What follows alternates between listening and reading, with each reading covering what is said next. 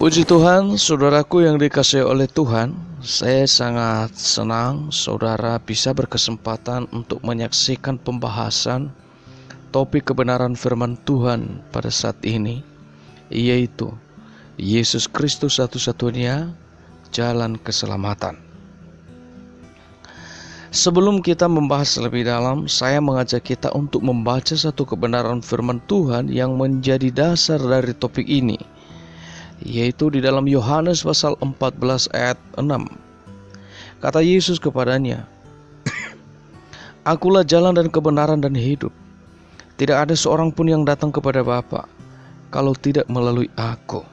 Di sini kita melihat Yesus mengatakan bahwa Dia adalah jalan dan satu-satunya jalan. Kenapa kita mengatakan dalam suatu pengertian dan pemahaman bahwa Yesus satu-satunya jalan?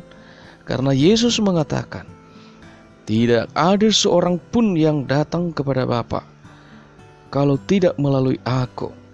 Jadi seseorang bisa masuk surga harus melalui Yesus Kristus. Artinya harus percaya bahwa Yesus Kristus adalah Tuhan dan Juru Selamat. Tidak ada jalan lain. Agama apapun kita, kalau kita tidak percaya kepada Kristus, maka kita tidak mendapat hidup yang kekal, tidak bisa masuk surga, tidak bisa sampai kepada Bapa. Tentu kita bertanya dengan serius dalam hal ini, yaitu bagaimana dengan agama lain? Mereka juga agama yang memiliki iman. Mereka juga sungguh-sungguh taat kepada Allah atau kepada Allah yang mereka imani masing-masing.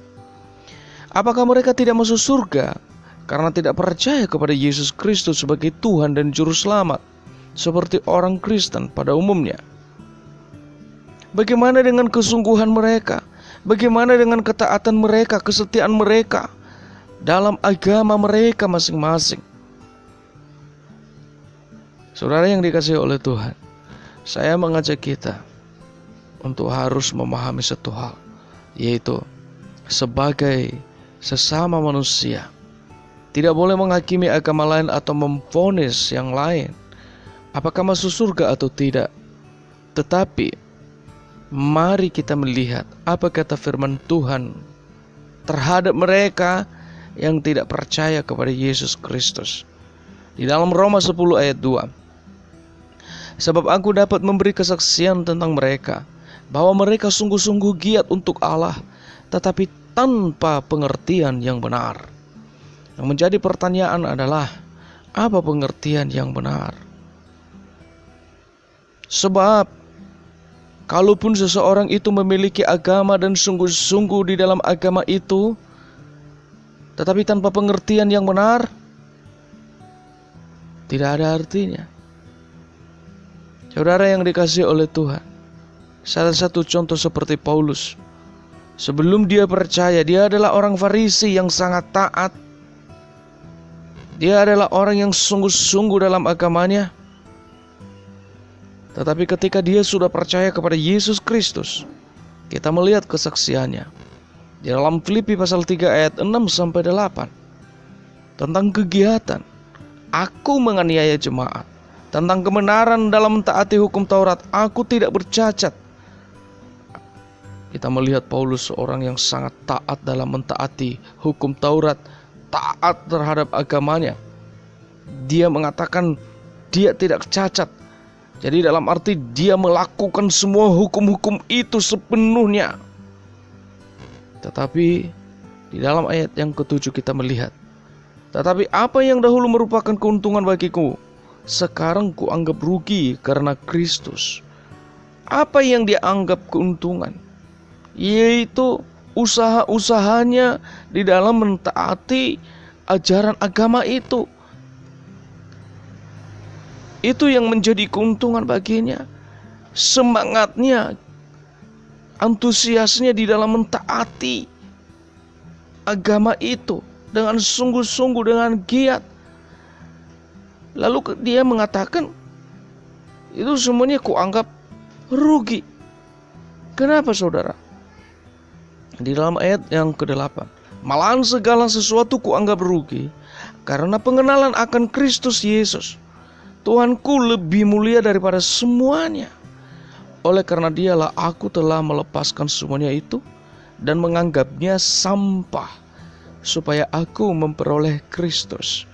Saudara yang dikasihi oleh Tuhan, firman Tuhan ini menjelaskan kepada setiap orang yang beragama, yang sungguh-sungguh di dalam agamanya, yang sungguh-sungguh mau taat di dalam agamanya, tanpa pengertian, tanpa pengenalan akan Kristus, semua itu tidak ada artinya. Paulus mengatakan itu hanya sampah saja. Saudara yang dikasihi oleh Tuhan, apa maksudnya tanpa pengertian yang benar di dalam Roma pasal 10 ayat 2 itu?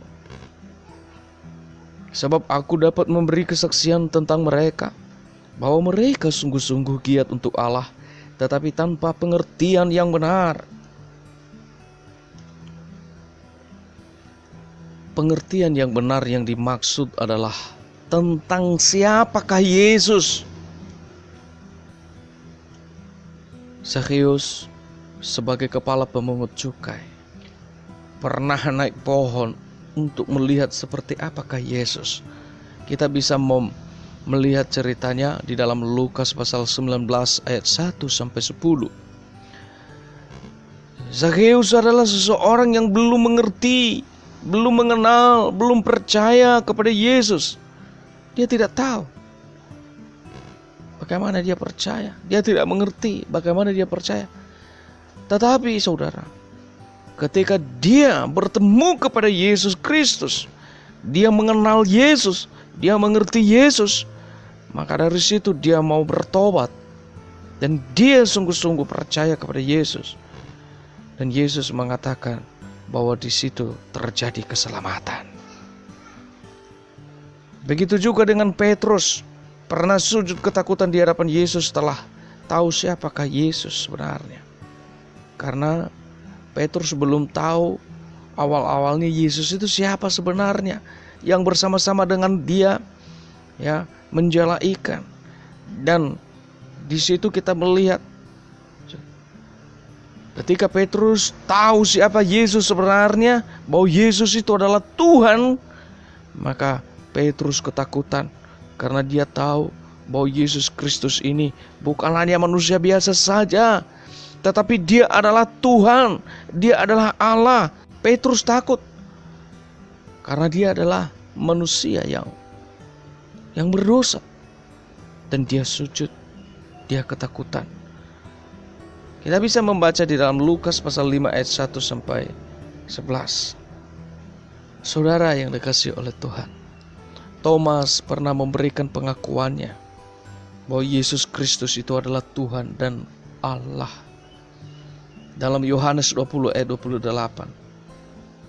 Ketika Yesus mendengarkan pengakuan para muridnya, mengatakan bahwa menyebutnya, memanggilnya, mengakuinya sebagai Tuhan dan Allah, respon Yesus tidak marah.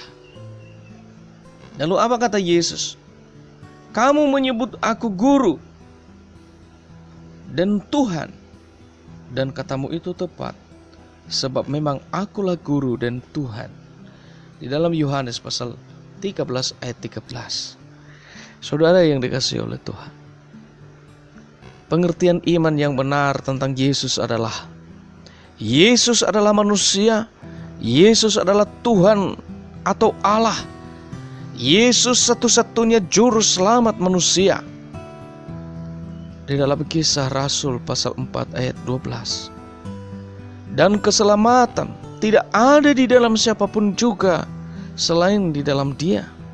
Sebab di bawah kolong langit ini tidak ada nama lain yang diberikan kepada manusia yang olehnya kita dapat diselamatkan. Saudara, tidak ada nama lain. Hanya di dalam nama Yesus Kristus manusia memperoleh keselamatan. Agama apapun kita, kalau kita tidak memiliki Yesus Kristus, maka kita tidak mendapat bagian di dalam kerajaan surga. Keselamatan hanya ada di dalam Yesus, bukan di dalam nama lain. Saudara, dalam Yohanes 14 ayat 6, kata Yesus, "Akulah jalan dan kebenaran dan hidup. Tidak ada seorang pun yang datang kepada Bapa kalau tidak melalui Aku."